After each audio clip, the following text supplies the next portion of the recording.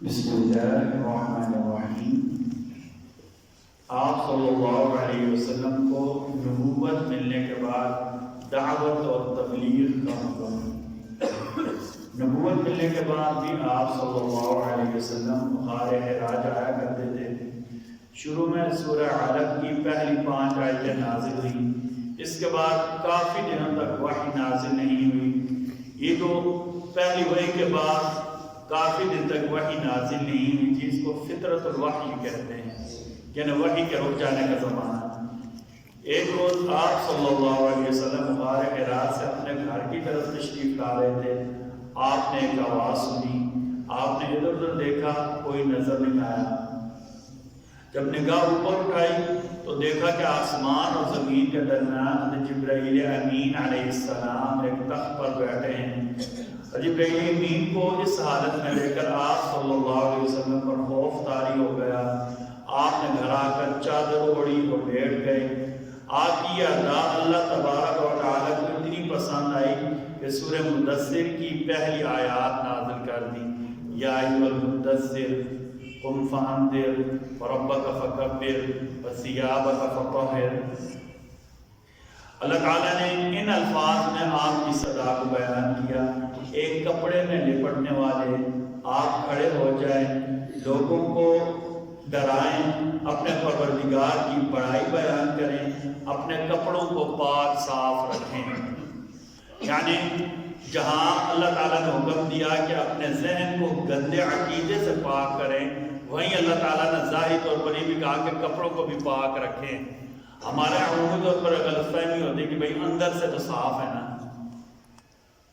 اندر سے تو صاف ہے، باہر سے بچے کتنے مرضی گندے۔ اللہ نے اپنے نبی کو کیا کہا؟ وَثِيَابَكَ فَطَهِّرْ، ظاہری طور پر بھی اپنے آپ کو ایسا رکھیں کہ لوگ آپ کی طرف آئیں۔ یہ شریعت کا حکم ہے۔ جب نبی کو ظاہری طور پر صاف رہنے کا حکم دیا، میں آپ ہمہ شمہ کون ہوتے ہیں جن کے بال بھی گندے ہوں، کپڑے بھی گندے ہوں، کپڑے جو ہے صحیح نہ ہوں۔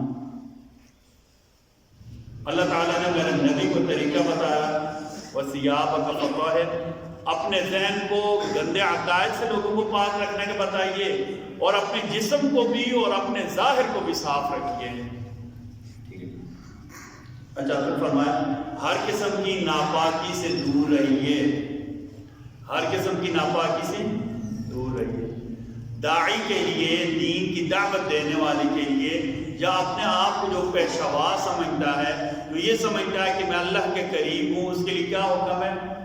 دل گندے عقائد سے پاک ہو، کپڑے بھی صاف ہوں، اور جن چیزوں کو لوگ گندا سمجھتے ہیں ان سے بھی بندہ دور رہے، گندے لوگوں سے، گندی مجلسوں سے، گندے نشوں سے۔ انہیں کی دبا کر چرس پیے اور کہے بھائی ہماری تو لین آگے جڑی ہوئی ہے، ہماری لین آگے جڑی، مطلب ہے جہاں چرس سے پلائی ہوتی ہے ہماری لین وہاں جڑی ہوئی ہے۔ اس کا مطلب یہ ہوتا ہے نعوذ باللہ من ذلک، اللہ اور اس کے رسول کے حقوق کے خلاف کر کے فخر کریں، چرس پی کر کہ فقیری بوٹی ہے۔ یہ لوگ جو ہے اصلاح کے قابل ہوتے ہیں۔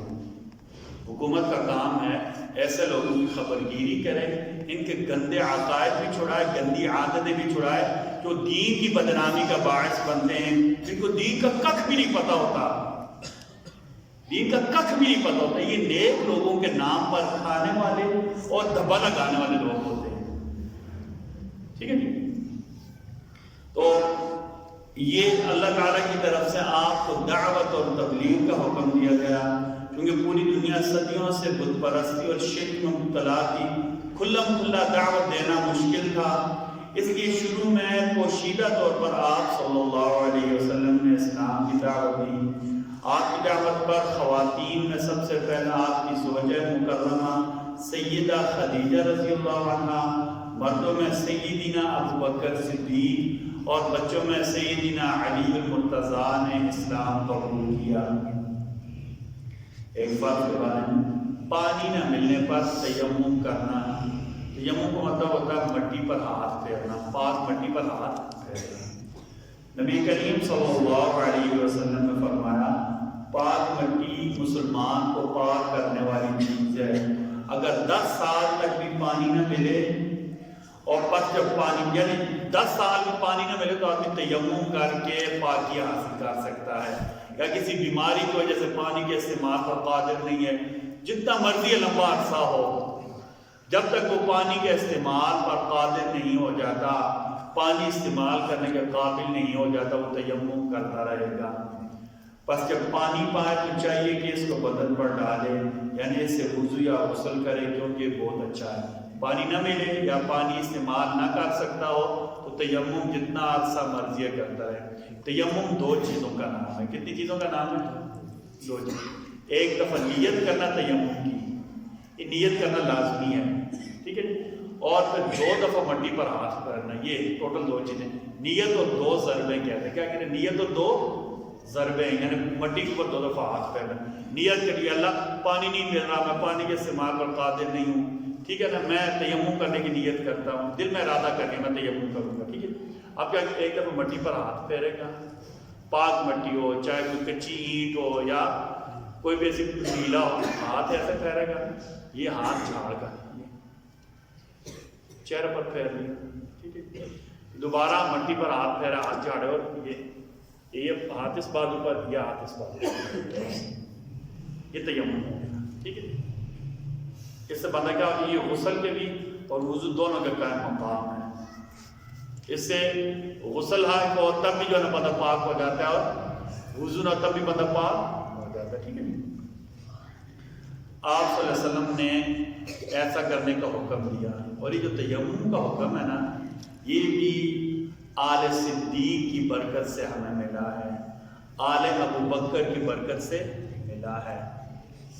آل ابو بکر، حضرت ابو بکر اور ان کے خاندان کی برکت سے ہمیں یہ حکم ملا ہے، ٹھیک ہے.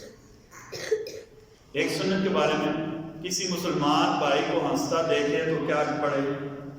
جب کسی مسلمان بھائی کو ہنستا دیکھے تو یہ دعا پڑھے، اضحک اللہ سنک، اللہ آپ کو ہمیشہ مسکراتا رکھیں، اللہ آپ کو ہمیشہ مسکراتا رکھیں. ایک فضیلت والا عمل لوگوں سے اپنی ضرورت چھپائے رکھنا. نبی کریم صلی اللہ علیہ وسلم نے فرمایا کہ بندہ بھوکا ہو یا اس کو کوئی اور خاص حاجت ہو، اپنی بھوک اور اپنی حاجت کو لوگوں سے چھپائے، یعنی لوگوں سے سوال نہ کرے. تو اللہ تعالیٰ کی ذمہ ہے کہ اللہ تعالیٰ سے حلال طریقے سے 1 سال کا رزق عطا فرماتے ہیں. بندوں سے مانگ بڑی مجبوری ہے، دیں گی، یہ ہے بچے گھر بھوکے ہیں، یہ ہے، ٹھیک ہے. اگر بہت حقیقی مجبوری ہو بندوں سے مانگنے میں حرج نہیں ہے، ضرورت کے مطابق. لیکن بندہ اللہ پر اتنا بھروسہ تھا کہ میں اللہ سے ہی مانگوں گا، اللہ دیں گے. تو آپ صلی اللہ علیہ وسلم نے فرمایا اللہ کے ذمے ہو جاتا ہے، اللہ اپنے اوپر لازم کر لیتے ہیں کہ 1 سال کا حلال رزق سے عطا فرمایا.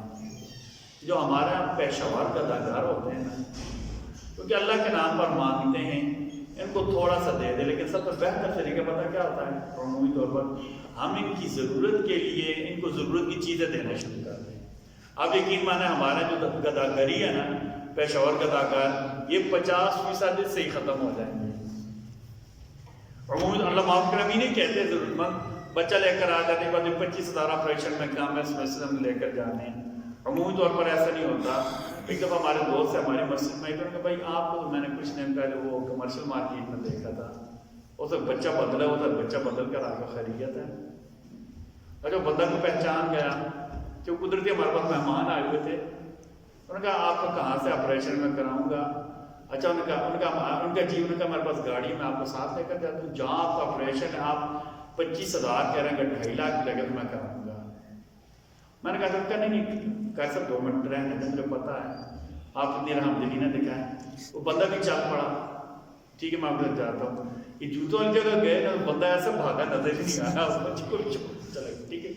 تو عمومی طور پر ہماری یہ پیشہ آتے دروازہ کھٹکھٹا کر صبح کلر کے اڈے میں آتے ہیں، پہلے بیٹھ کر تسلی سے کیا کہتے ہیں، مارون کی سگریٹ سارے پیتے ہیں تسلی سے بیٹھ کر، ٹھیک ہے نہیں، اور اس کے بعد مانگنا شروع ہو جاتے ہیں. میں آپ کو خود اپنا تجربہ بتاتا ہوں. پچھلے سال رمضان میں نا میں بازار سے آ رہا، یہ جو ہمارا چمو محلہ ہے نا، جو کیا کہتے ہیں عثمان غنی مسجد ہے، یہاں آگے موڑ چودھری نصیب الدین صاحب کو جو گھر ہے اس سے آگے موڑ ہے.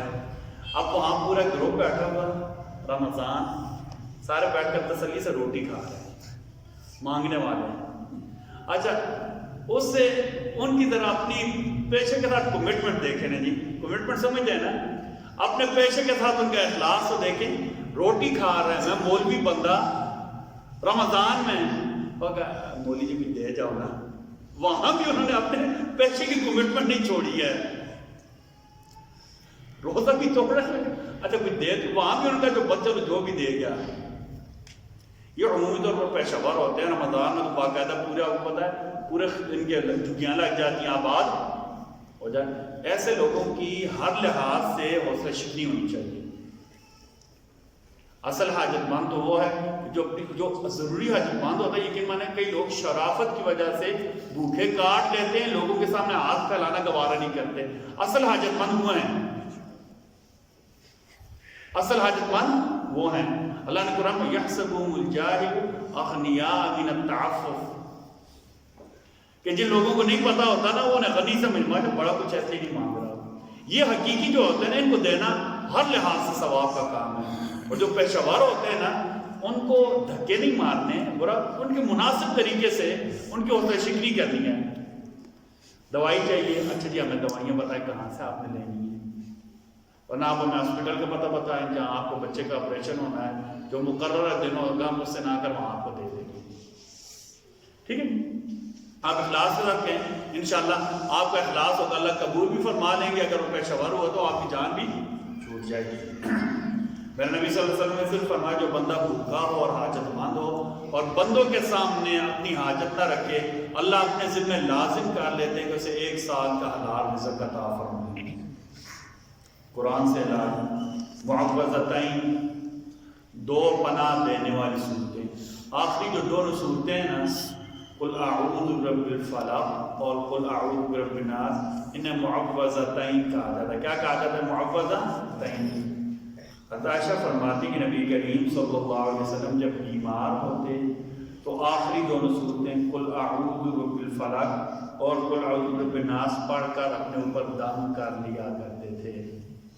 آپ اپنا معمول بنا لیں، خصوصاً آخری 3 صورتیں 3 دفعہ صبح پڑھ کر اپنے اوپر دم کر لیں، اس سے 3 دفعہ شام کو اپنے اوپر پڑھ کر دم کر لیں، اپنے بچوں کے اوپر پڑھ کر دم کر لیں. اس سے شفا بھی ہوتی ہے اور حفاظت بھی ہوتی ہے. نبی کریم صلی اللہ علیہ وسلم نے ایک دفعہ یہ فرمایا کہ جو بندہ آخری 3 صورتیں 3 دفعہ صبح پڑھ لے اور 3 دفعہ شام کو پڑھ لے، صبح پڑھ لے گا شام تک نقصان سے محفوظ رہے گا، شام کو پڑھ لے گا صبح تک نقصان سے محفوظ رہے گا. یہ علاج بھی ہے اور حفاظت بھی ہے، یہ علاج بھی اور حفاظت بھی ہے. نبی کریم صلی اللہ علیہ وسلم کی نصیحت، آپ صلی اللہ علیہ وسلم فرمایا اگر کسی سے ملنے جاؤ تو اس کے گھر داخل ہونے سے پہلے 3 مرتبہ اجازت لو. اگر اجازت مل جائے تو ٹھیک، ورنہ واپس آ جاؤ. اجازت مل جائے تو ٹھیک، ورنہ واپس آ جاؤ. اللہ تعالیٰ ہم سب کو کہنے سننے سے زیادہ عمل کی توفیق نصیب فرمائے.